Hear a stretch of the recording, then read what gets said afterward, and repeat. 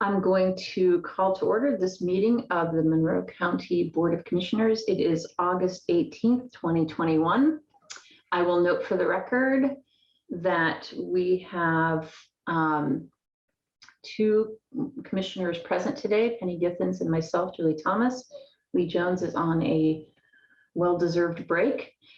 We'll start with our statement.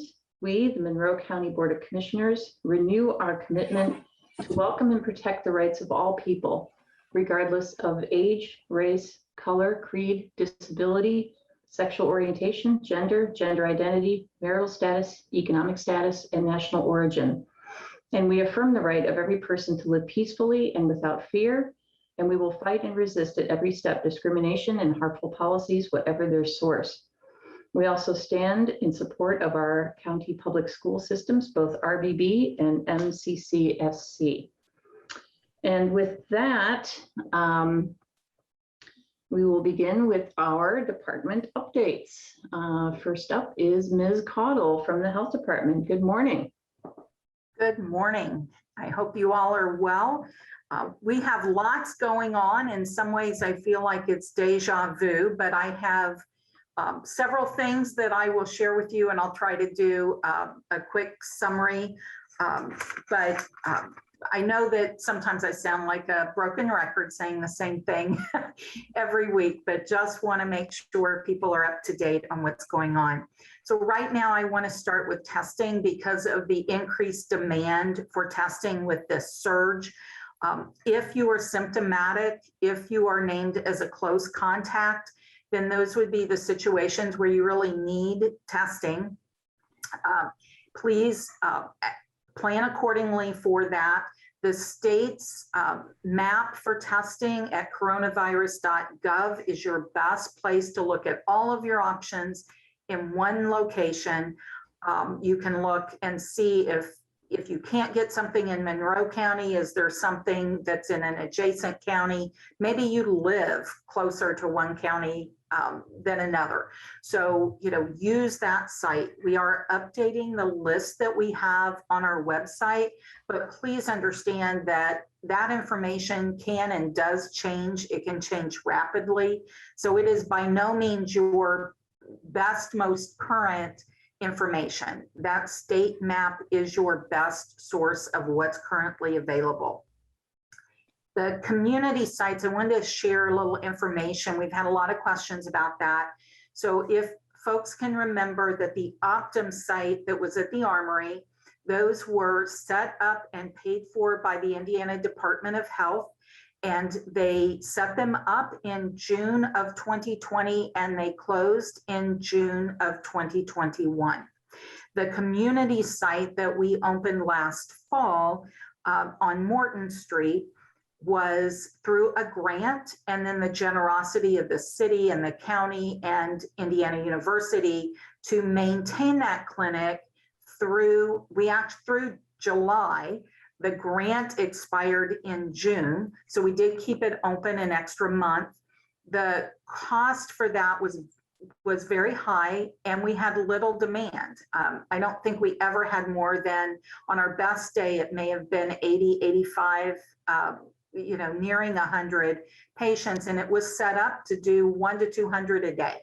So those are some of the factors that went into closing of that. Demand was very, very light. Of course, we closed that at the end of July, and then what happened in August is we had this surge. So now the demand is back. So I want people to understand that we are revisiting, we're having those discussions as how can we consider what are our options for offering that again. But those things are not quick, immediate things that can be done. You've got to make arrangements with labs. You've got to have space, all of the staff, right? All of those kinds of things. So we are talking about that. We are trying to figure those things out. I want people to understand that we are working on that and what our options are. But right now, going to that testing location map to find a test site for you is your best option. Now, there's also lots of new guidance that's recently come out. So for pregnant or breastfeeding individuals, We now have research that's been done and continuing to be done that demonstrates that the vaccine is in fact safe before, during, and after pregnancy. The Surgeon General this week has stated that the CDC does recommend COVID-19 vaccinations for all people who are pregnant, breastfeeding, or trying to get pregnant now or in the future. The data does show that pregnant and recently pregnant people are more likely to get severely ill if infected with COVID-19, and the highly contagious Delta variant makes it even more important for eligible people to get vaccinated. There is no, and I will repeat, no evidence to show that getting a vaccine increases the risk of miscarriage. The CDC's recommendation is based on further evidence about safety of the vaccines and a new analysis of current data using CDC's V-Safe pregnancy registry. There is no evidence that fertility problems are a side effect of any vaccine, including COVID-19. So I wanted to share that. And in fact, pregnant individuals are at increased risk of preterm birth and other potential adverse outcomes with COVID-19. So their risks with infection are much higher than they would be with the vaccination. So please consider getting vaccinated. If you were holding off because you had concerns about those things and you're pregnant or planning to get pregnant, please consider talking to your provider and scheduling that vaccine appointment. The other big news that I think everybody is probably aware of and has been listening to is the recommended third dose of vaccine that's now being recommended. This is not, and I know semantics sometimes seems weird, this is not considered a booster. This is a third dose, and it is for immunocompromised individuals who may have not gotten that full immune response from those first two doses, right? So the CDC's Advisory Committee on Immunization Practices, ACIP, recommended that some immunocompromised people may be eligible for a third dose of COVID-19 vaccine because of their medical condition. This only applies to Pfizer and Moderna, the mRNA vaccines at this time. It does not include Johnson & Johnson.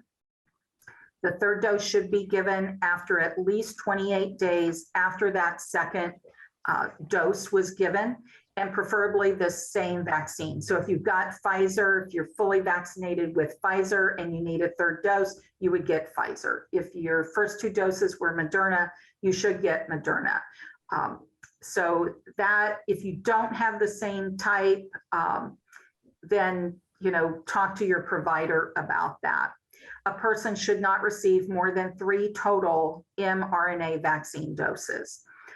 So the people who are recommended to get this and who are eligible, if people have been receiving active cancer treatment for tumors or cancers of the blood, if people have received an organ transplant or are taking medicine to suppress the immune system, if they've received a stem cell transplant within the last 2 years, or taking medicine to suppress the immune system related to that, moderate or severe primary immunodeficiency. And there are a couple specific syndromes that are involved with that. Advanced or untreated HIV infection or active treatment with high dose with steroids or other drugs that may suppress the immune system. The recommended third dose, if you think that you are eligible, please talk to your medical provider. You may be able to get that vaccine right in their office now. But if not, you can go to ourshot.in.gov to make an appointment. And so you've been through that process before. And I think most people probably kind of know somewhat how that works. Now, I do want to make a note about the homebound program, because there may be some people who are homebound and fall into this category.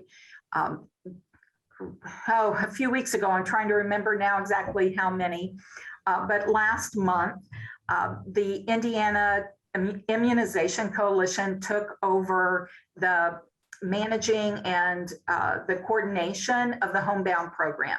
So the local health department and area on aging are no longer involved in that process. So you do need to call 211 if you were homebound and need to schedule that third dose, or if you're homebound and didn't get your first 2 doses, then a vaccine, or haven't, you missed your second shot, whatever that may be. If you're homebound, you need vaccination for COVID-19, call 211 and they will get you on the list, and the Indiana Immunization Coalition will make arrangements to get you vaccinated for that. Who is getting infected?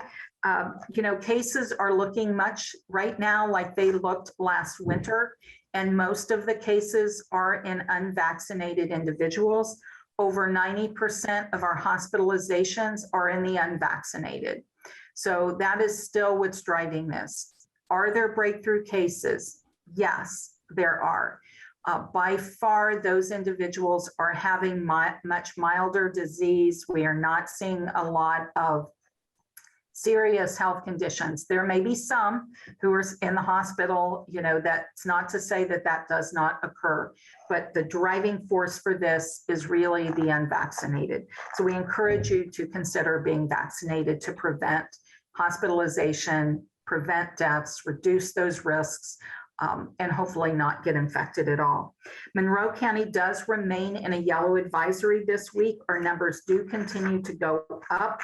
We should be in the range of about 140 per 100,000 this week, give or take. So the numbers are increasing. I guess the good news is that we're still in yellow, right? That they didn't go up so much that we're orange, but we should not become complacent with that. We want those numbers to go down. We have had recently very little uptake in vaccine at some of our outreach clinics, whether it was Food Truck Friday or the Hoosier Hills Food Bank. We just did not get the number of people that we had wanted. And we are not the only people seeing that in terms of outreach. So we'll be kind of reevaluating that. But our primary outreach that we will be doing in September is our school clinics. And we do those usually every fall. We do flu vaccine in our schools. So we have those scheduled throughout the fall, and we'll be going to the schools. This year, not only will we be offering flu vaccine, but also COVID-19 vaccine for those that are eligible. So parents should expect to get information about that and consent form information about that in the coming weeks as that schedule moves through the various schools. So we again encourage everybody, but especially let's get our students vaccinated. Let's get our teachers and our whole community vaccinated if they haven't been. In terms of vaccination and our tools, if we are going to fix something, we're going to repair something. If I have a broken piece of equipment, I need a variety of tools to make that repair go smoothly and be efficient, right? And effective, and end up with that repair being stronger than maybe it was to begin with, and whatever it was. We have the tools to fight this infection. We have vaccination. We know that masking can help. It works. Staying home when you are sick, staying home and quarantining if you are a close contact, good hand hygiene, maintaining distance. All of those things are the tools that we have. And we can change the road that we are on right now, but we cannot do that if we don't use all the tools that are in our toolbox. So I would just say, pull out those tools, get to using them, and we will change the course of this and hopefully have good news to report soon. Right, excellent. Thank you so much for all of that information. It's worth hearing again. So thank you for that. Comments, questions, Commissioner Giffens? Yeah, it's too bad that there's so much fatigue out there from COVID, which is part of what's going on. But I also want to remind people that they can now get their regular flu shots at either their provider or other places. And we know that if people don't get their flu shots, that's going to put more demand on our healthcare system. So, Absolutely, and it's not too early to get it. Yeah, that's a great point. And yes, we are all fatigued by COVID, but let's remember the enemy is COVID, not one another. And please keep wearing your masks when you're indoors. We do all we can to protect one another in our community. So great. Thank you so much for that information, Ms. Cottle. We appreciate you. And next, we have an update from Emergency Management. Today, we're joined by Ms. Kate Petroline. Good morning. Hi, good morning. Glad to be here. I'm sitting in for Allison today because she's playing a very crucial role in an exercise with our healthcare partners in our county and our district. And we love to do those exercises because those of us that train together respond together. First off, Director Moore and myself want to express our deepest sympathies to our EMS partners. They lost a family member in Owen County, paramedic Brandon Staley. He lost his life while doing his job and serving the people that he loved in his county. So again, our hearts go out to his family and friends today. If you are a Monroe County resident that was affected by the June 18th and 19th flooding, I want to remind you that you can still apply for those small business association loans. You can do so by going onto our website at co.monroe.in.us. On our website, you can see a link that you can apply virtually. And there's also a phone number that if you're not too comfortable with doing it virtually, you can call and an associate will help you through the application process. Please note that is for renters, homeowners, and business owners, and that application is open till September 7th to apply for. Also on our website are the blood drives for August. Those dates are August 26th and 27th. The times for both of those days are 1 p.m. to 7 p.m. and they are both at the convention center. If you go onto our website and click on those dates and times, it'll actually redirect you to the Red Cross website and you can make an appointment. Also, it is still August and we are still talking about child preparedness, and I wanted to bring to everyone's attention the different applications for your phone, for your kids, and if you are an adult, for yourself, that you can utilize to help educate your children. Red Cross has put together a couple different applications and I've had a little bit of fun kind of learning about them. One of them specifically is called Play Pedro's Fire Safety Challenge Skill. It's this cute little penguin and he teaches your kids about different information on fire safety, and you can actually stream it through your Alexa app and kind of excite your dinners and do a little bit of fire drills during your dinner time. So check those applications out. They are on our website. Again, co.monroe.in.us. And last but not least, just want to remind everyone that, our temperatures going forward look like they're going to be in the 80s, but keep in mind that humidity is going to be high and that can definitely sneak up on you. So keep hydrated if you're going to be outside and watch out for those spot storms that could possibly happen. And that is all I have for this morning. Thanks so much. Back to you, Commissioner. Thank you so much, Ms. Petroline. Comments, questions, Commissioner Githens? I really like the line about the people that train together. What was that? Respond together. Respond together. That was great. Yeah. That's definitely something we say all the time. So yeah, we love to practice together because in that disaster moment, you don't want to be finding new friends. Let's say that. You want to call on the friends you've already established. Yeah, absolutely. And being prepared is so important. So thank you for that. And send our regards to Ms. Moore.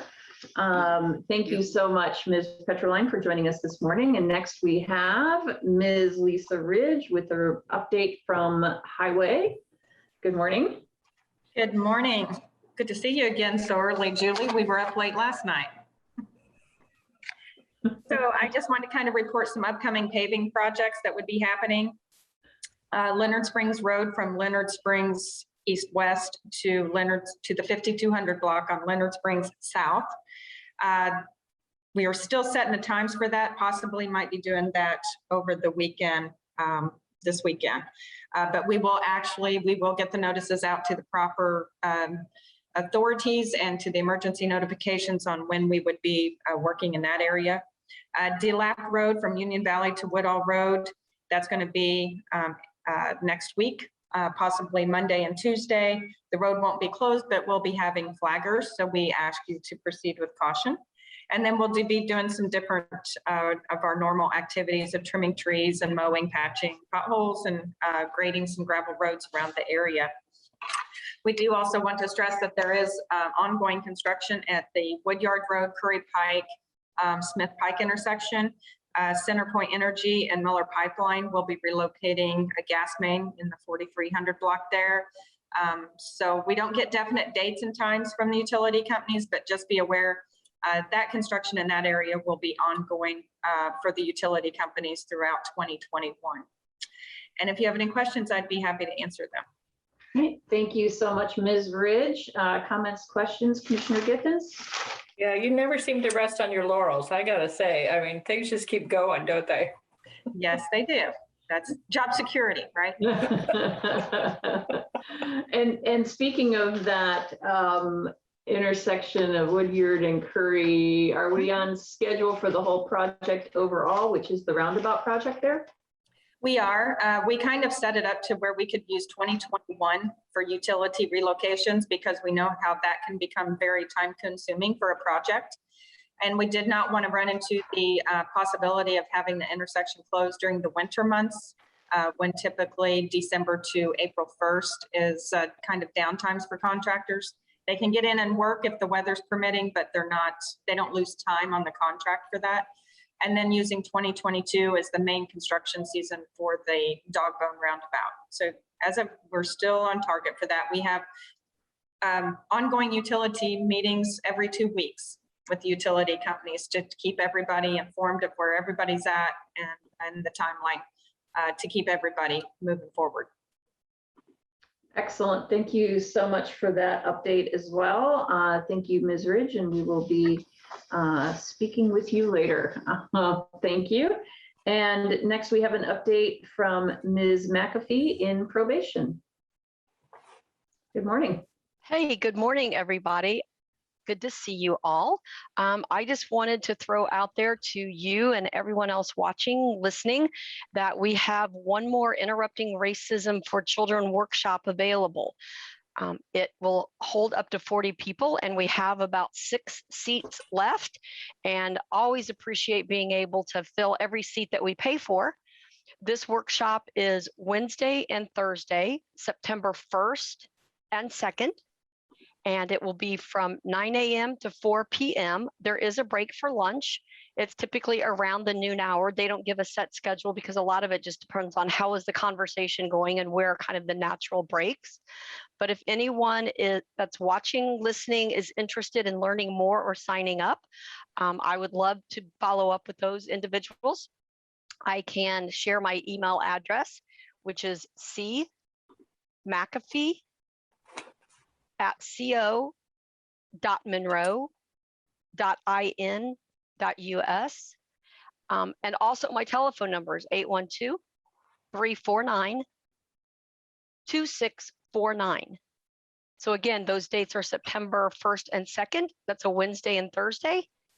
And we have 5 or 6 seats waiting for somebody in our community to jump on and participate with us. Thank you. Excellent. Thank you so much, Ms. McAfee. Comments, questions, Commissioner Giffens? As I've said before, I went through this training. I thought it was just excellent. And I really appreciated the fact that you have reached out to CASA volunteers to make the training available to them. I know that the ones that went through in my cohort or whatever you want to call it, they were very grateful and found it very, very informative. So really appreciate what you're doing.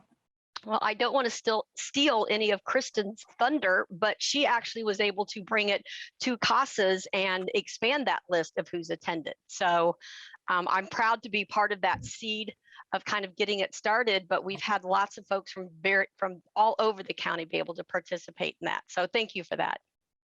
Yeah, excellent program, and thank you to for offering this to the community at large. It's fabulous. So thank you for the generosity there. Appreciate it.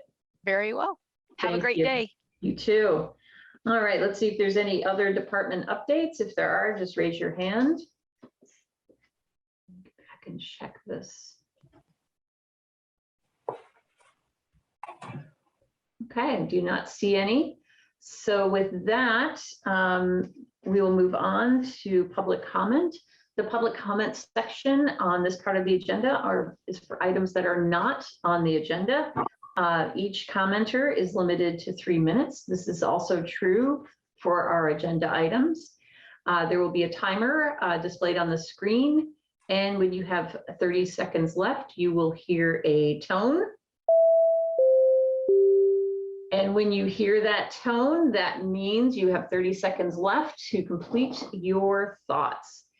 So let's see if there's anyone in the public who wishes to make comment for an item that's not on our agenda. It looks like we have Mr. Shelton. Good morning. Jim Shelton with the Chamber. Speaking of CASA, I want to take advantage of this opportunity to just give a little advance notice to the public that CASA will have their next training starting October 18th. It'll run through November, I believe, 10th. Depending on how things are going with the surge, it may actually be face-to-face, or it may be via Zoom. That decision will be made as we get closer. Our statistics just a couple weeks ago indicated we had 18 children waiting for a CASA. So we do need more volunteers to get the training and get sworn in by Judge Galvin and Judge Harvey, and then help the staff work these cases that we have no one to assign at the moment. I'll talk more about it as we get closer, but I just wanted to take advantage of this since the subject was brought up and get the word out there for the public to start thinking about it. If they have questions, you can go to monroecountycasa.org, click on the volunteer link, and you'll find a frequently asked question page that'll provide a lot of the details you might need to decide if this is for you or not. Or you can call 333-2272 and talk to some of the staff and get your questions answered. It's a wonderful volunteer opportunity. It's very satisfying, very meaningful. You really contribute to making a child or children's lives better. So please think about it. And thanks for the opportunity to spread the word. Thanks for bringing it up, Ms. Githens. Anytime. Thank you so much. Let's see if there's anyone else. It looks like we have Amy Gandhi. Good morning. Hi, good morning. Can you hear me? We sure can. Thank you. My name is Ami Gandhi, and I am an attorney at Chicago Lawyers Committee for Civil Rights. I know it has Chicago in the name, but I actually live here in Monroe County, Indiana. I'm a voting rights attorney leading our organization's nonprofit voter protection work for Illinois and Indiana. I have appreciated learning about the challenges facing election officials and voters here in Monroe County and the conversations that have been going on about an potential improved plan going forward regarding space and resources. It's such an important and exciting time as we all prepare for 2022 elections, which may seem far away, but will come upon us very soon enough. In the letter that I submitted to the Board of Commissioners, I explained background about the nonpartisan voter protection work that we do here in Indiana, the voter experiences that we hear about on our 866 Our Vote hotline, and gave a flavor of the kind of stories and questions that people call us with from Monroe County specifically over the recent years and recent elections. questions and confusion. Some of them are fixable problems if there can be strong communication and coordination and support between voters and election authorities.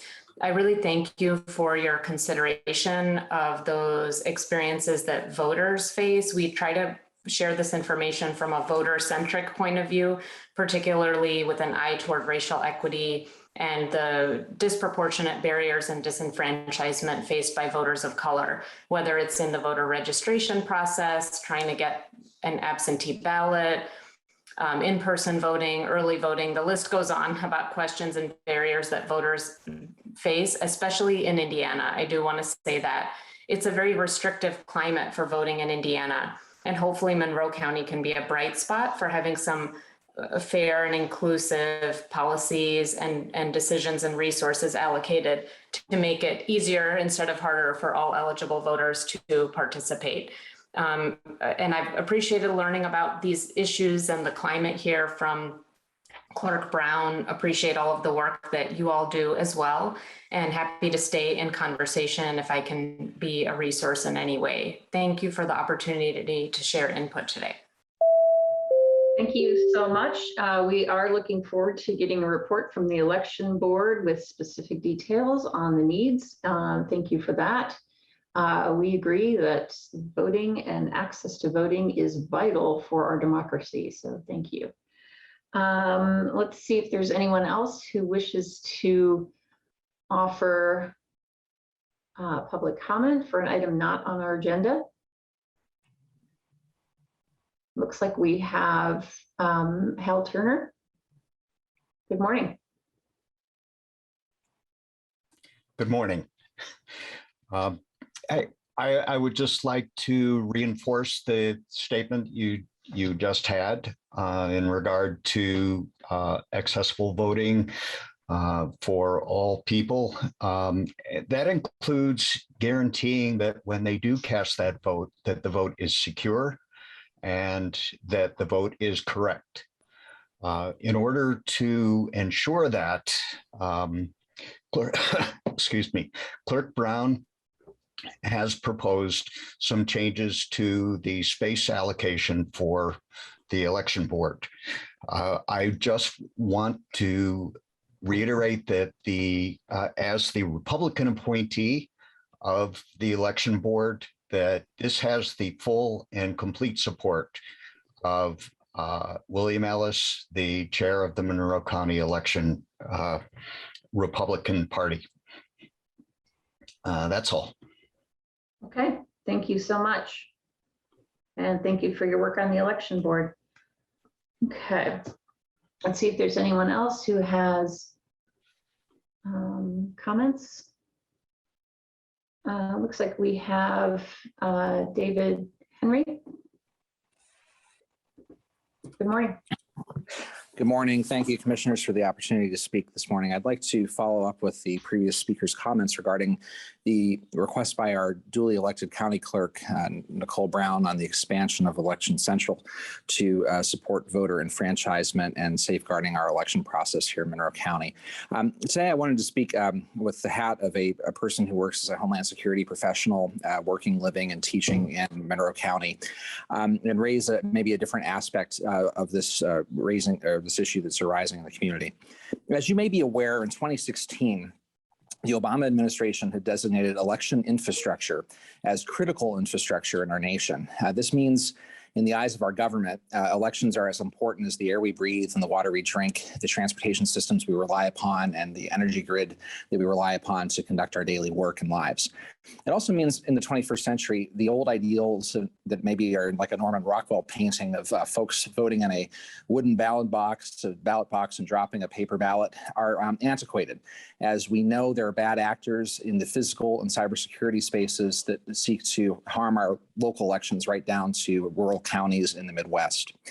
Clerk Brown is right in stating in her previous comments to the Board of Commissioners that the state of Indiana, as well as the U.S. Department of Homeland Security, have advised on additional considerations for safeguarding not only the election day process of the early voting, the day of election, and the vote counts, but as well as the safeguarding of those ballots in secure locations. We just live in a really newly complex world, and it's important to have new eyes on long-standing practices in the county, where we know voter turnout is going to remain high as temperatures in the electorate remain high, and every community needs to rethink the way we allocate space that is available in the county. Because it just takes one bad actor to ruin an electoral process. We saw the worst of this on January 6th of this year in our nation's capital, trying to influence the election counting of the Electoral College, but also in communities around the country as bad actors sought to influence voters in line through intimidation.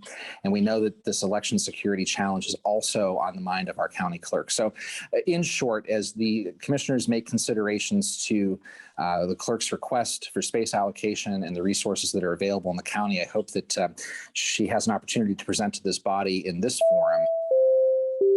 Thank you very much. Thank you so much. And indeed, we are looking forward to receiving a written report. Thank you so much. And it looks like we have another commenter, Knox County Clerk, David Shelton.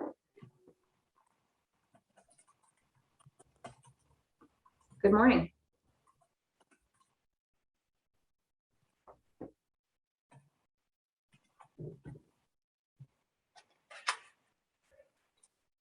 Good morning. Can you hear me now? Yes, we can. Good morning. Thank you for this opportunity to speak. You've had several speakers talk about the importance of in maintaining and enhancing the integrity of our election process, and I like to echo those sentiments as well. Just recently, last week, every county clerk was subjected to a coordinated phishing attack, trying to probe our defenses on, under the guise of the open records request, asking for passwords and networks and everything else like that. It's really important that we as county clerks do our utmost best to secure our election process. In my opinion, and what I do here in Knox County is having everything under one roof. You have to portray the image of everything being under lock and key, because it is. But me personally, it would scare me to death just think about my machines and my equipment, my supplies being in another building. If the people don't have faith in the integrity of our system, they won't have faith in our form of government. And that's basically all I just wanted to add to that. And thank you very much for your consideration for Clerk Brown's request. Thank you so much. Thanks for joining us from Knox County. Next, we have Mandy Yates. Good morning. Good morning. Yes, my name is Mandy Yates, and I'm the president of Monroe County Now. On behalf of our chapter of the National Organization for Women, I am here to express our support for expansion and protection of voter services provided by Election Central. It is necessary to address the need for expansion of Election Central for voter registration, absentee voting, and early voting in Monroe County. Some of our board members attended last week's County Commissioners meeting and working session in support of Monroe County Clerk Nicole Brown. We are asking you, our County Commissioners, to approve the request for more space at the Johnson Hardware Building.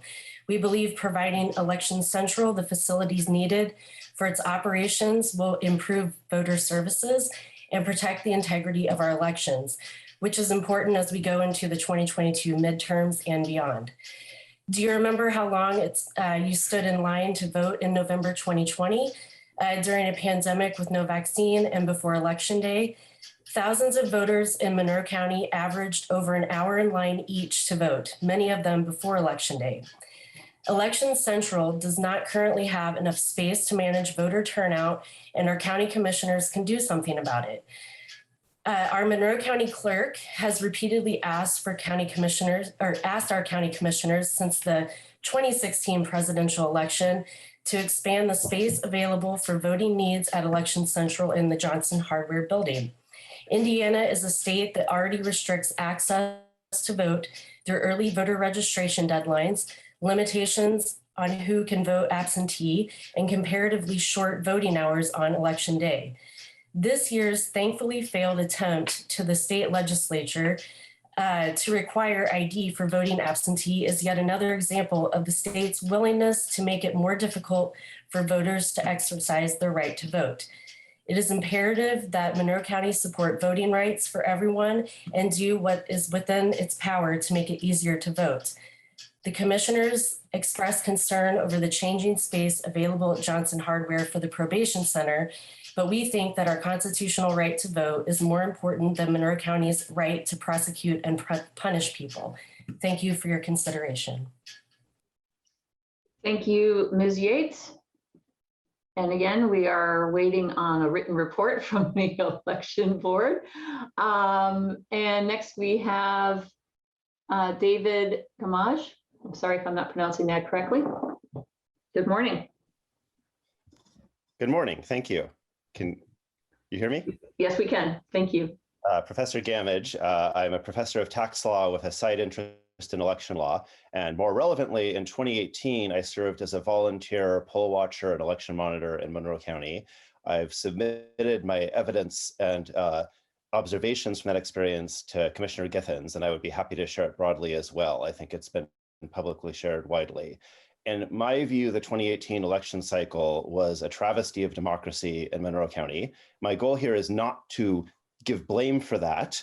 I come to believe that a key part of the problem was lack of resources and lack of space, and that most folks involved were well-meaning. But everything possible must be done to prevent that from reoccurring in the upcoming and future election cycles. Having enough space and resources to adequately have an election is one of the key issues, if not the key issue, for local democracy in the coming years.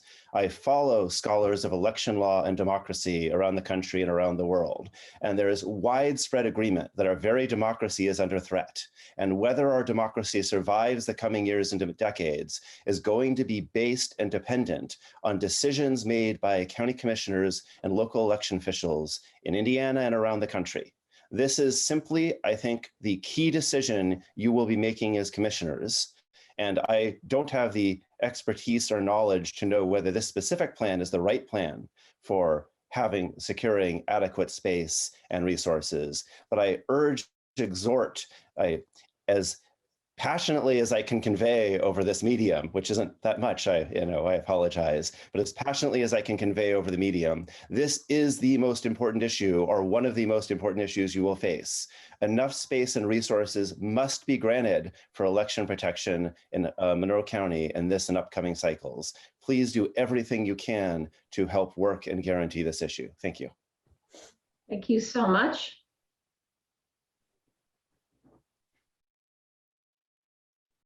And it looks like we have Ms. Rana from the election board. Good morning. Good morning. My name is Shruti Rana. I'm the Democratic appointee to the election board, and I'm joining today to support Clerk Brown's request and make clear that her request has the full support of all members of the election board. I believe, as so many people before me have so eloquently put it, that this space request is urgently needed to ensure that we have secure, efficient elections for our next cycle, and that some of the concerns you've heard the voters and analysts before us express, that we can do our best to ensure that we don't have the long lines and other issues that happened before, but also that we are looking forward to potential security and other concerns, and make sure that we can serve our community as best as we possibly can and do the best we can for our community. So thank you so much for the opportunity to speak. I look forward to communicating with you further about this issue. But as I said, I wanted to reiterate that Clerk Brown's request has the full support of the election board, and my strong personal support as well. Thank you so much. Thank you. And we are looking for a written report still from the election board. So if we could get that, that would be really helpful for us. So thank you. All right, let's see if there are any other folks with their hands raised? I do not see any. And so with that, we will move on to our next agenda item. I'll note we don't have minutes from last week yet. And we expect those next week. That's just because we're making some changes. So thank you, Ms. Freeman. And we'll move on to the next item, please.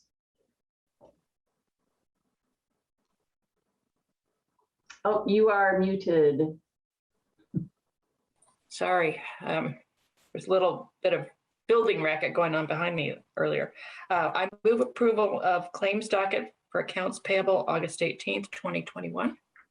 I will second that. And with the motion in a second, we have Mr. Miller. Good morning. Good morning.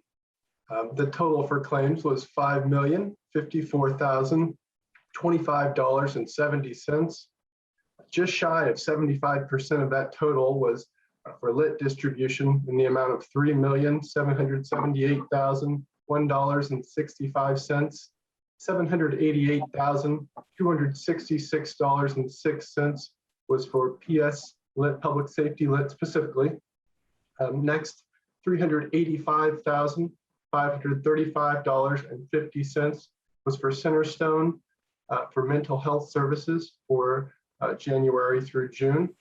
And finally, $222,494.53 was for Anthem Blue Cross and Blue Shield for August claims, fees, and premiums. Right, thank you. Thank you so much. And let's see if there are comments or questions. Commissioner Giffens? You know, I always gasp when I see that bottom line first. I need to stop doing that, but I do the same thing. It's sort of my cue about what to look for in big numbers. So.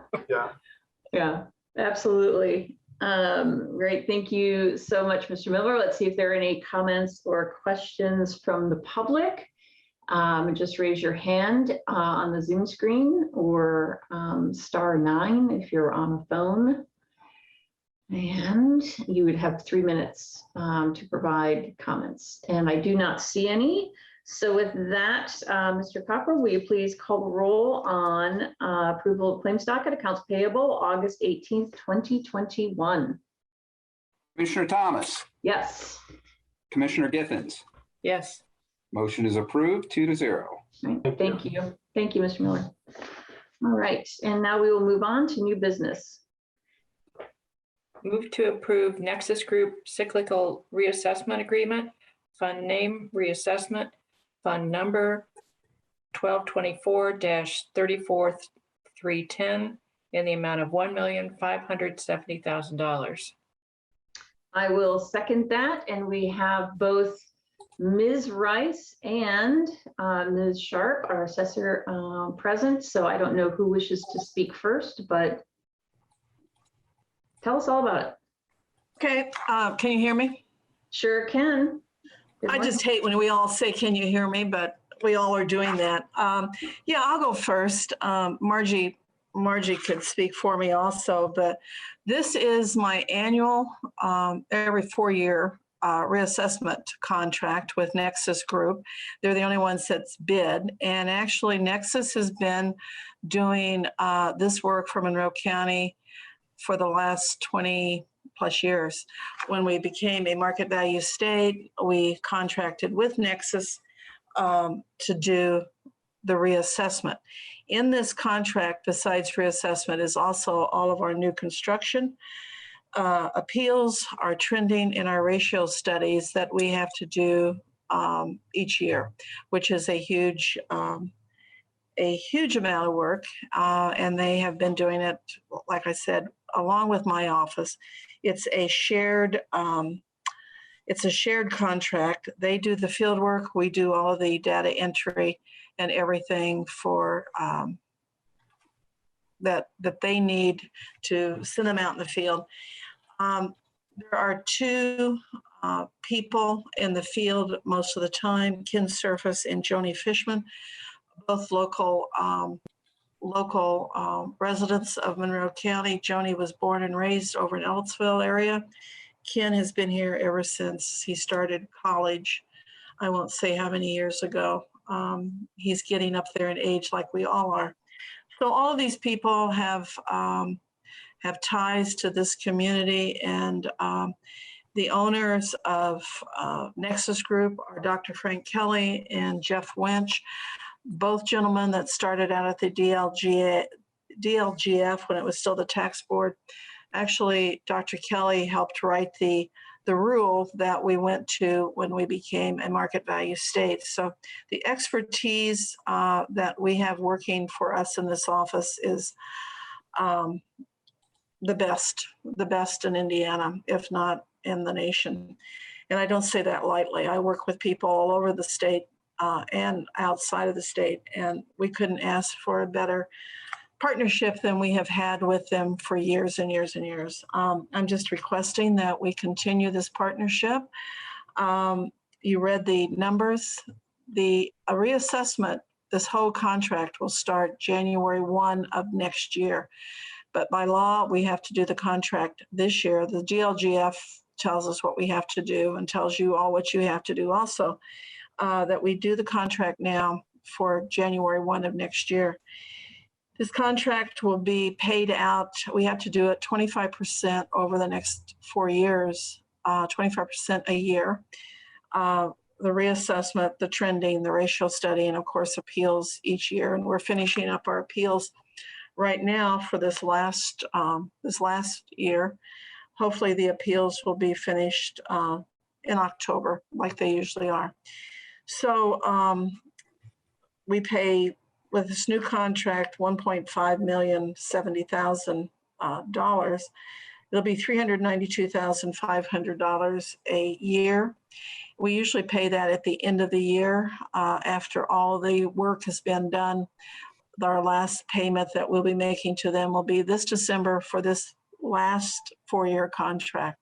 So it's a little confusing to anyone that has not been doing this for years and years, that we enter into something for 5 years from now that it will be finished. But that's how the state wants it, and that's how it works. I'm sure you ladies might have some questions. I'll be happy to answer anything. This has been reviewed extensively by Margie Rice and the attorneys upstairs, and along with the DLGF overlooks everything that we have done. This is no different than what we have done in the past years. It's just a continuation of the job that we have to do here. Any questions, Madam Commissioners? Excellent. Thank you so much. Well, first, let's go to Ms. Rice from Legal Department. Ms. Rice, do you have anything you wish to add at this point, and then we'll go to questions? Sure. The only thing I'll add is that this is a highly regulated area by the state of Indiana. There's a specific code revision that says how these contracts have to be bid and accepted and then uploaded to the DLGF. You'll notice that the form we're using is a DLGF approved form. It's really kind of a specialty market. We did only have, even though we advertised for bids, we only received the one bid.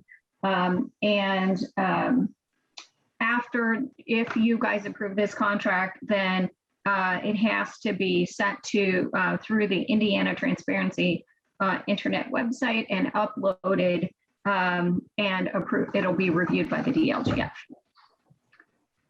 Excellent. So, answer any questions you might have. Thank you so much, Ms. Rice. Commissioner Giffens, comments, questions? Yeah, I'm not a big fan of abbreviations, so I just want to point out to the public that DLGF is Department of Local Government Finance, but that's just me. But when I was reading through the contract, I was surprised that they actually are also looking at things in progress in terms of construction. I didn't realize that it got down to that granular of a level, so. Yes, ma'am. They are out there in the field picking up all the new construction every year. So that's on top of the reassessment. This job in this office is I shouldn't say 24/7, but it's 12. Sometimes it feels 24/7. It is 5 days a week, the whole year, that we're always into a different part of what we do. Like right now, Ken and Joni and Frank Kelly actually comes down. I consider him a part-time person. He likes coming down to Monroe County because he got his doctorate from IU. So he really into Monroe County, but they're out there right now picking up new construction today as we speak. And I think you all just look at the newspaper, the sales that we're having in Monroe County. That's actually something else that they do with my staff. Every sales is validated by my staff and given to Ken to do the trending. That's how we do trending. So everything in this office is all about final values, how we get to those each and every year. So it's a huge job. And by contracting, just to give you an idea, if we did not contract with Nexus, we would probably, I've already done this, we would have to hire at least double the amount of personnel in this office and bring them up to speed with the training. Once again, you'll notice in the contract that everyone that works at Nexus is a level 3, which half of my staff is, but Dr. Kelly is also, he's taken it even further than that. He is an AAS, which is a certified national, and I know you don't like, it's the Assessment Administrator Specialist is what it stands for, and it's the International Assessment Assessors, IAAO. And Penny, that is a huge thing to say, but it's the International Assessment Administration Office or something like that. It's an international thing that runs us along with the state. So we have, and then like I said, Frank Kelly is a doctor of economics, and half of what we do anymore, and I'm not exaggerating, half, it's economics, it's racial studies, it is all of the stuff that when you went to college and you had to take economics, you just wanted to shoot yourself. And now I'm in the middle of it every year. But anyway, this is kind of where we're at with all of this. And it is a huge contract. It's a huge amount of work. The one big thing that we are so lucky here in Monroe County, if we had to pay for every appeal that we have with an attorney, and that's just built into the contract. I can tell you that Marilyn Min, who is our attorney that is part of Nexus Group, and Marilyn has credentials like you could not believe. She's the #1 property tax attorney in the state of Indiana. And she works in 82 counties outside of even Nexus Group. And so other counties hire her, and she only works for the counties. The property side of us. She doesn't take on taxpayers. She works strictly for the counties. To hire Maryland's expertise, like other counties have to hire her outside of a contract, a big appeal that goes to the tax court, it could be hundreds of thousands of dollars. And that's just all, and I don't take advantage of that.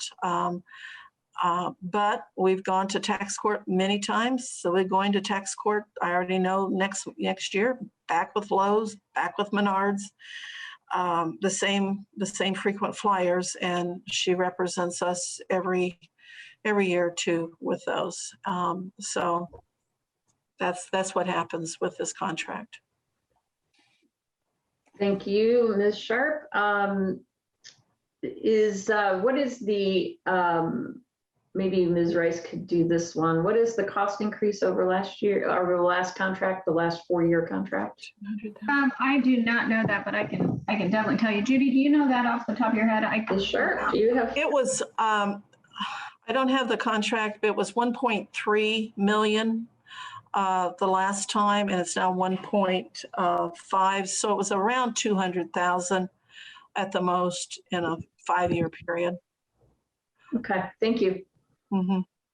I would expect a higher amount just based on. Don't, Julie. Every year every 4 years I go through this, I just pray that it is just a little bit. And so far it's always just been a little bit. Yeah. All right, excellent. Thank you so much. Okay, let's see if there is any public comment or questions on this item. Members of the public can raise their hand at the bottom of the Zoom screen or *9 if you're on the phone. I do not see any. So with that, Mr. Cockrell, will you please call the roll on the Nexus Group Cyclical Reassessment Agreement? Commissioner Thomas, Yes. Commissioner Githens. Oh, you're muted. Muted. Sorry. Yes. I saw a nod. Motion is approved 2-0. Thank you. Thank you so much. Thank you, Assessor Sharp, and thank you, Ms. Rice, as well. Thank you very much, commissioners, and thank Margie for all the work she does on all this kind of stuff. Thank you. Have a good day. Thanks. You too. All right. Next item, please. Move to approve Landscape Structures, Inc. purchase of playground equipment at Karst Farm Park Shelter number 1. Fund name Geo Bond and Parks Non-Reverting. Fund number 4813-42175 and 1179-40001 in the amount of $114,101.32 and $50,000 for a total of $164,101.32. Thank you so much. I will second that. Ms. Whitmer, will you tell us all about it? Well, excellent. Penny went over the numbers, so I will not repeat that. And Margie Rice may want to talk about the Sourcewell bidding process, but let me tell you about the playground. This is the playground that will replace the playground that you just surplused last week at Karst Farm Park Shelter 1. It will be ADA compliant. The service will be ADA compliant. We are so excited. It will have 2 units, one for 2 to 5-year-olds, one for 5 to 12-year-olds. It'll have a ramp option up to the larger unit. It'll have crawl tube. It'll have a spinning item, climbing, sliding, bouncing, tactile, arm swinging, panel games, and my favorite, go find a critter.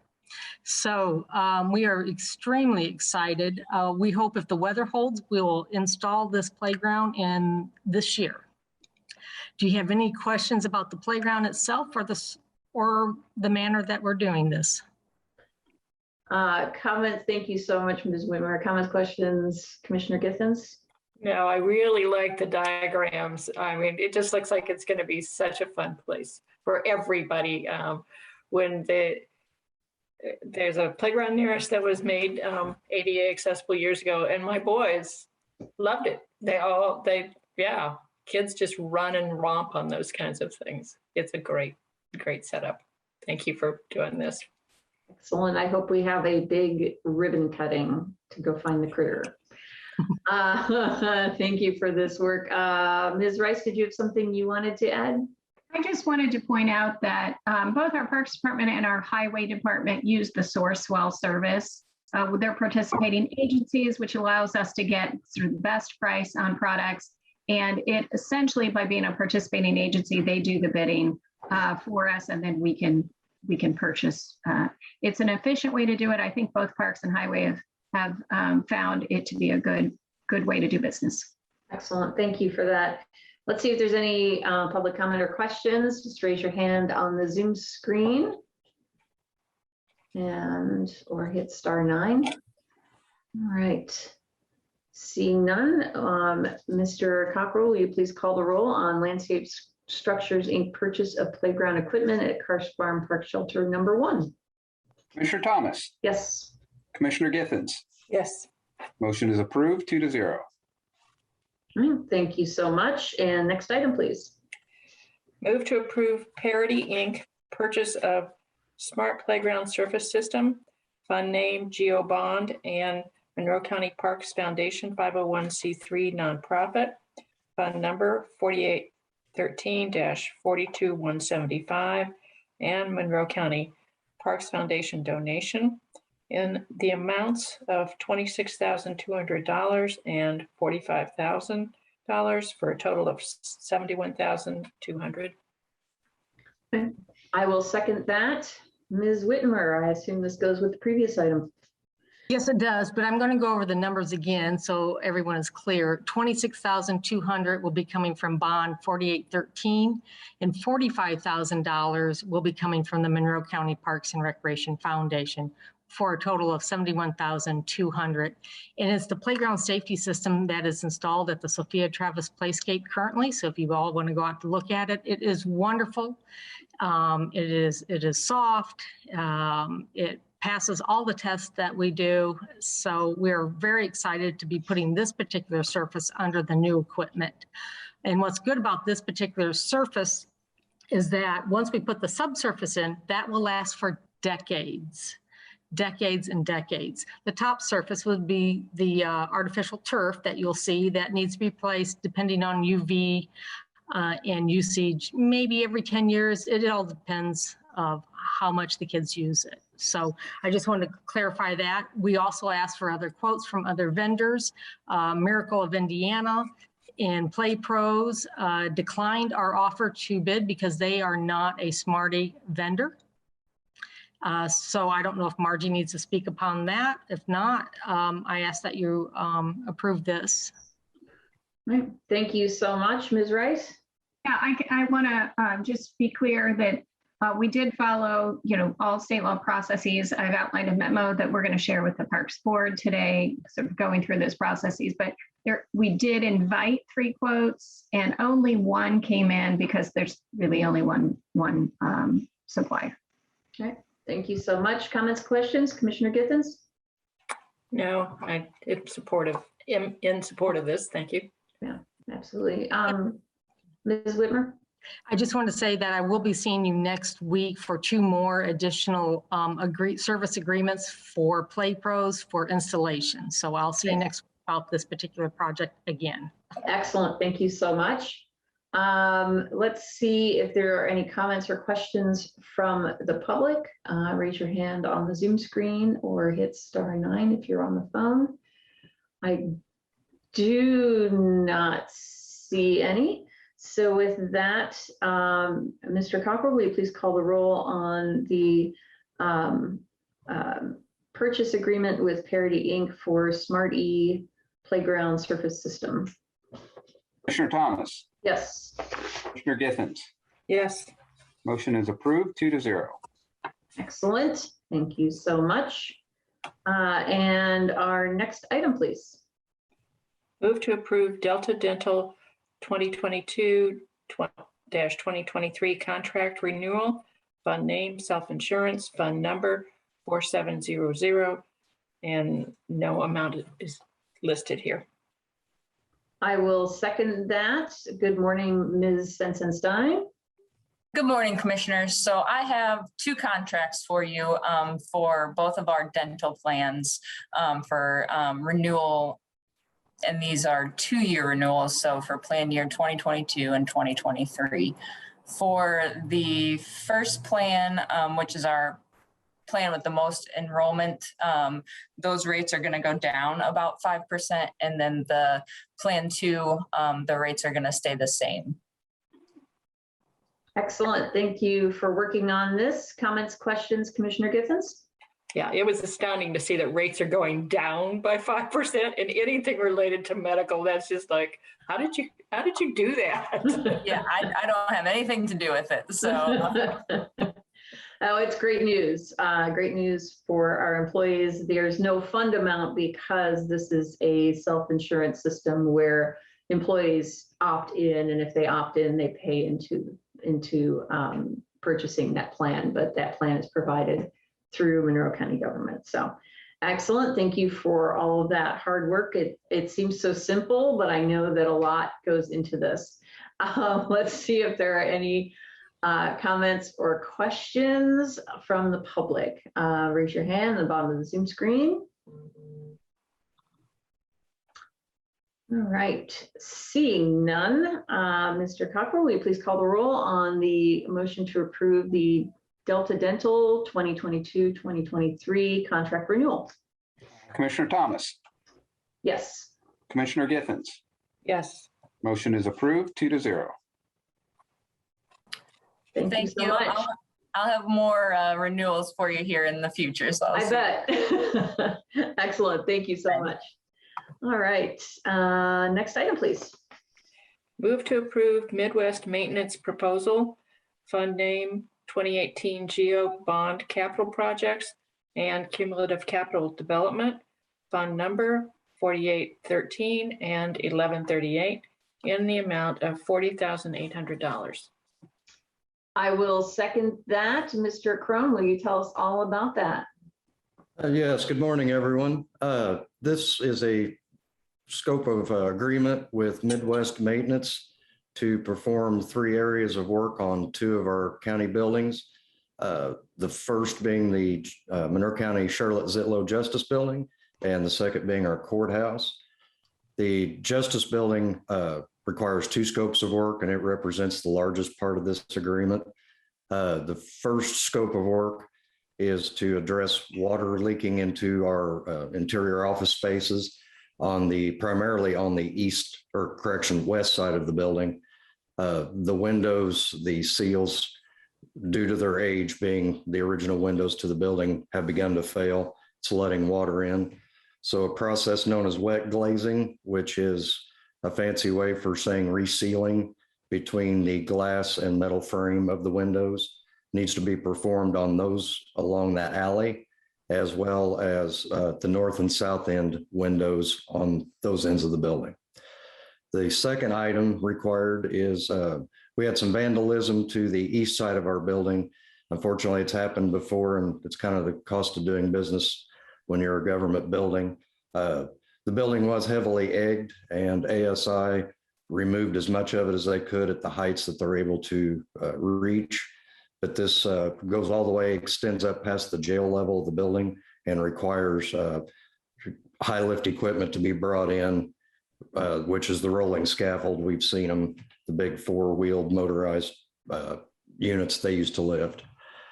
The second building, the courthouse, we have some water leaks coming into the Nat U Hill room on that northwest corner. This is caused by the flashing seal failed between the limestone component and the rubber roof membrane. So to address all 3 issues, the total cost of the quote was $48,800. But if we complete all the work in succession, we don't have to keep incurring rental and transportation costs of that high lift, and that will result in an $8,000 deduction from the total quote. So the total amount would be $40,800 to address all 3 issues. Excellent. Thank you so much. Comments, questions, Commissioner Giffens? No, I'm glad this is getting taken care of.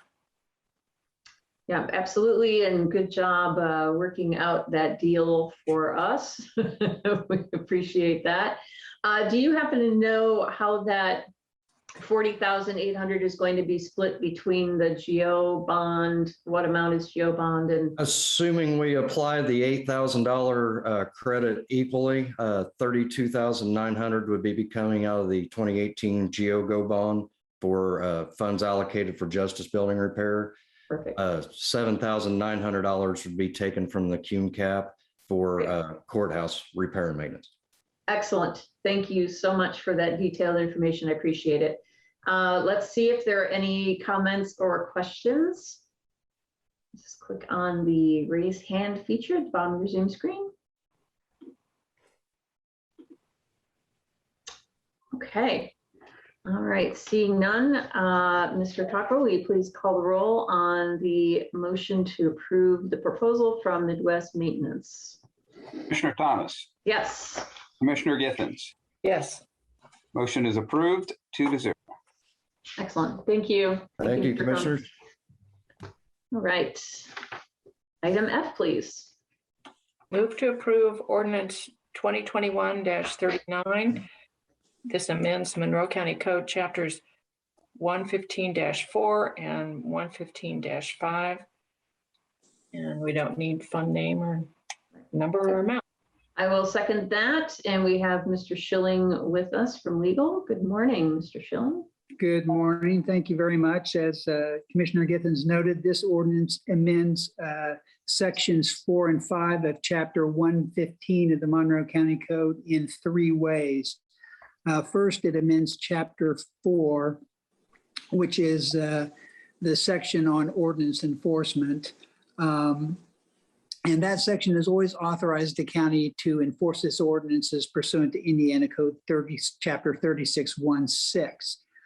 Today's amendments would expand Section 4 to specify those statutory procedures, to incorporate some of the case law that has interpreted those statutory procedures, and to incorporate some of the procedures and practices that the county has developed based on the statutory and judicial guidance.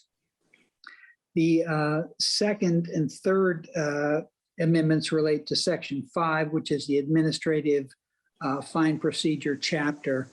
And under Section 5, if a county inspector observes a certain ordinance violation in the field, they can write a citation or notice of violation and assess a fine of up to $250. So for example, if a stormwater inspector is out in the field and notices a cement truck operator washing out his batch tank and discharging the wash into a drainage feature, they could write a $250 citation to the operator. And if the operator pays the fine, the matter is concluded. If not, then the county could file a civil enforcement action in the Monroe Circuit Court and seek significantly higher fines. So the Section 5 process is designed to be a more nimble enforcement mechanism rather than having to go to court. And Section 5 contains a list of the types of ordinance violations for which citations can be issued. So this ordinance would amend that list by adding the illicit discharge ordinance violations to it. And then the third amendment or objective of this ordinance would be to authorize planning department inspectors to issue citations for both planning violations and stormwater violations. And it would authorize stormwater inspectors to issue citations for stormwater and planning.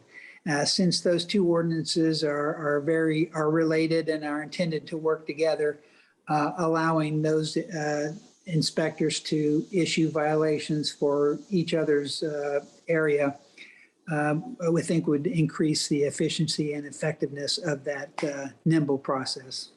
And that's it. Excellent. Thank you so much, Mr. Schilling. Comments, questions, Commissioner Githens? It's good to see the cross-department cooperation and hopefully cross-training as well. That'll need to go on. But now that we've added a stormwater inspector, it's nice to have beef this stuff also. Absolutely. I agree. I think this is going to be a great support mechanism, because just going out there and saying, hey, that's a violation, doesn't really have any teeth. And so I'm really happy to support this, to support our fabulous stormwater department. And that protects everyone in this community. So thank you so much for that. Let's see if there are any comments or questions from the public. Just raise your hand at the bottom of the Zoom screen. And it looks like we have our surveyor, Mr. Enright Randolph, joining us. Good morning. Good morning. Great to see everyone this morning. Yes, I just wanted to say I absolutely support this, serving both on the Stormwater Board and on the Plan Commission.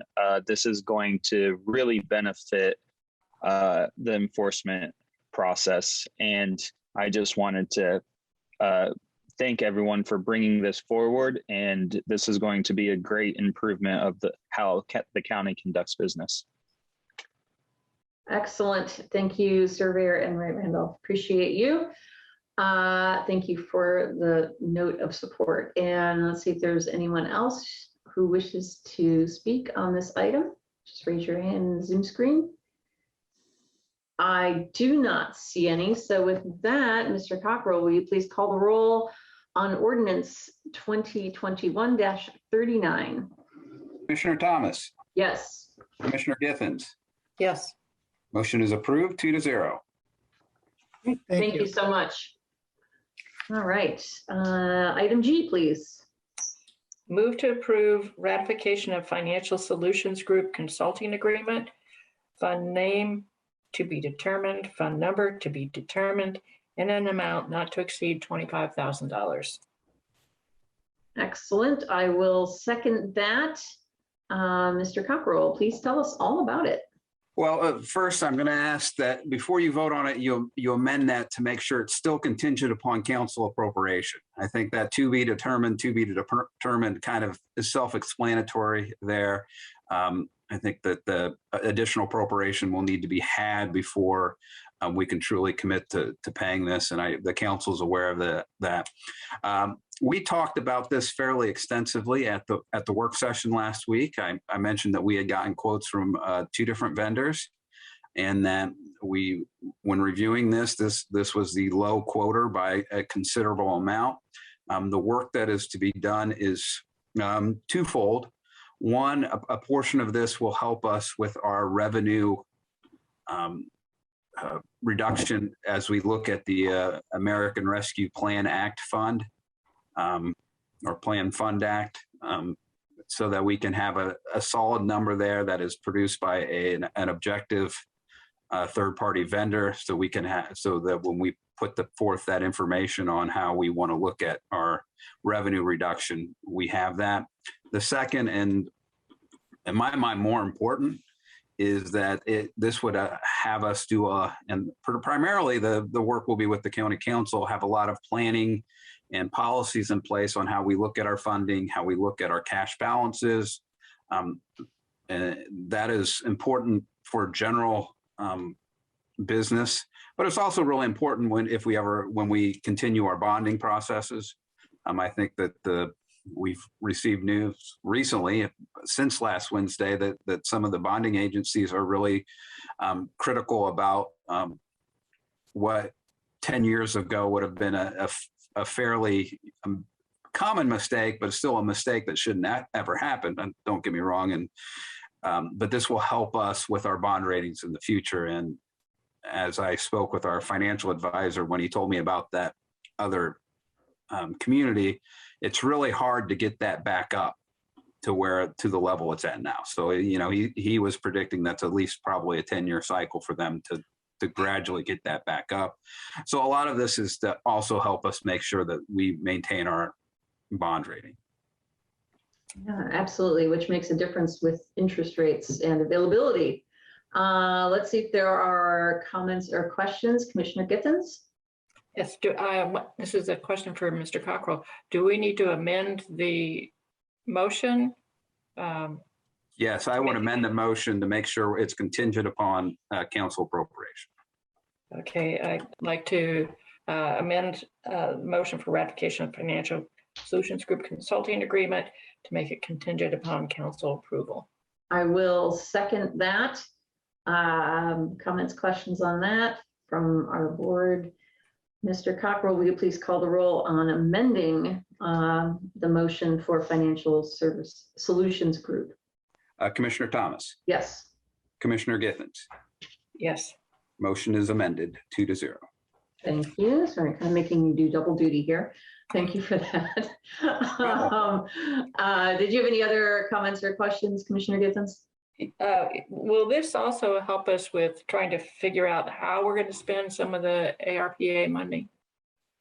I don't think that's necessarily the goal of this agreement. I mean, this agreement is more for our standard revenue in and revenue out, to make sure that we always have a solid financial footing. Okay, thank you. Great. And I assume it may based on Commissioner Gibson's questions, that this may impact how we spend ARPA money, plan dollars, because one of the uses for the funding is to replace revenue. And I think, I mean, I said that in a way because I think directly, I could make, and I think it's reasonable to say that when we look at our financials, it helps us determine how to spend money. Right. And that is just a different funding source. I don't think it's for the purposes of looking at bonds and those kind of things. No, because that is not eligible for the bond. But in terms of looking at what we need to maintain as our solid fiscal plan, I think it does play a role there. So maybe I was a little too quick to say no. I would say for the purposes of bond, I don't think it is. But I think that having a organized and documented financial scheme clearly would affect a lot of decisions that would include how to spend the additional funding. Excellent. That's a great answer. Thank you. Thank you so much. Let's see if there's any public comment or questions on this item. Council Member Jeff McKim. Good morning. Hello, can you hear me? Oh, now we can. Thank you. Okay, Good morning. great. Thank you, Jeff McKim. And I just wanted to say I strongly support this this contract. I do believe that although it doesn't necessarily tell us how to spend money, I do think it will tell us how much is eligible for revenue replacement under ARPA. And that'll be useful information independent of the more general analysis of fund balances and everything. And I think just watching what's happening in one of our neighboring counties really also makes it even more important that all of us keep our eye on how much money we have in all these different funds. I know that we're a long way from where they are, but we can never be too careful on that. So I just wanted to say I support this contract and I intend on voting in favor of the appropriation out of the county council's budget when it comes before council. So thank you very much. Excellent. Thank you so much, Councilor McKim. I thought we had another hand raised, but I don't see it now. All right.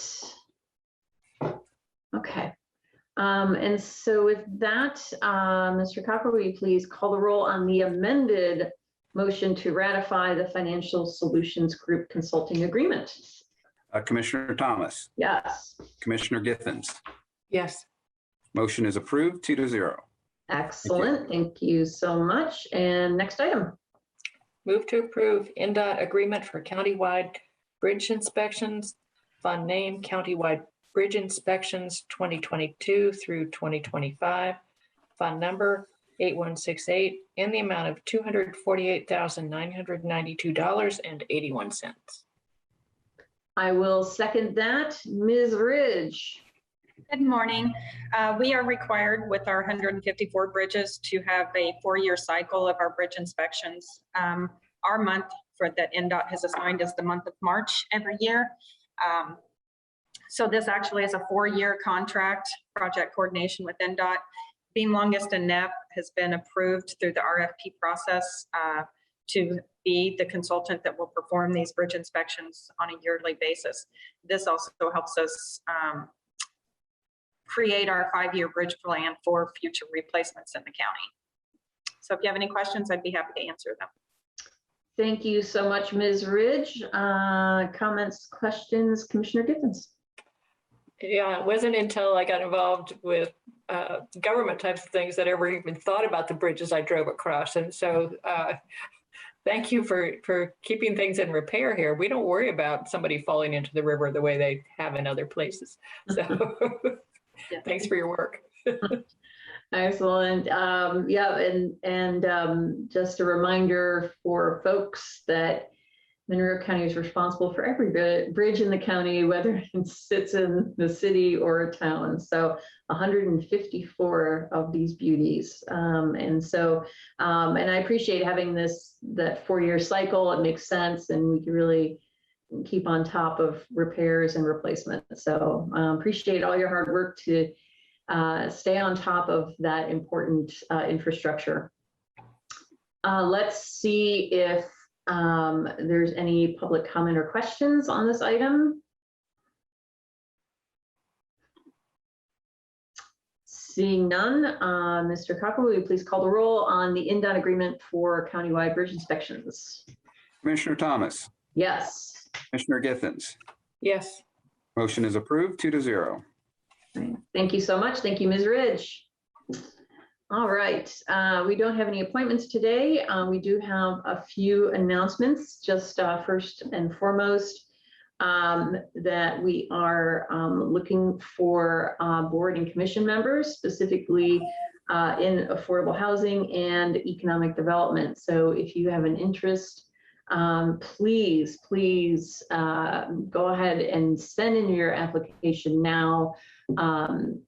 We do have some openings that we need to get filled, and also drainage boards. So that's the other one. I will note that we have provided information on the City of Bloomington's proposed annexation of into Monroe County. And that information is on our website at co.monroe.in.us. If you are in an area targeted for annexation, get informed, learn everything you can, and be sure to pay attention to those city council meetings, and feel free to provide comment to them and let them know your take on the proposed annexation. We have continued the Township Assistance Fund for residents who are struggling to pay for basic necessities like rent and utilities. If you are struggling, if you live anywhere in Monroe County and you're struggling to pay your bills, please contact your township trustee. Every Monroe County resident, no matter where they live, has a township trustee. They are there to help you. We have provided funding, and they also have access to a number of other important resources to assist you. So get in touch with them soon. You can see the list of contact information in any one of our minutes from our meetings. Thank you, Ms. Friedman, for doing that. And also, it is available, the list is available, the contact list is available on the emergency management website. Commissioner Gittens, do you want to talk about the American Rescue Plan input that we're requesting from residents? Yes, they're on our county website. And I'm sorry, I'm still a little sleep deprived from the activities of the last few days. But there is a form where people can give us input on how they think that we should be using those millions of dollars from the American Rescue Plan Act. And so it is not on our homepage. I'm trying to get there really fast, and my fingers aren't working. If you could help me there, and I apologize. I'm just, like I said, I'm real sleep deprived today. So okay, I'm sorry. I didn't mean to. No. Put you in that position. No, It is on our homepage. It is listed as just as American Rescue Plan Act. Currently on our page under recent news, August 15th. Okay, yeah. Moving it to important news in that big red banner very soon. I assume we're kind of reorganizing the page a little bit so that folks can find that information. But yeah, we're looking for your ideas. What kinds of things should Monroe County invest in? The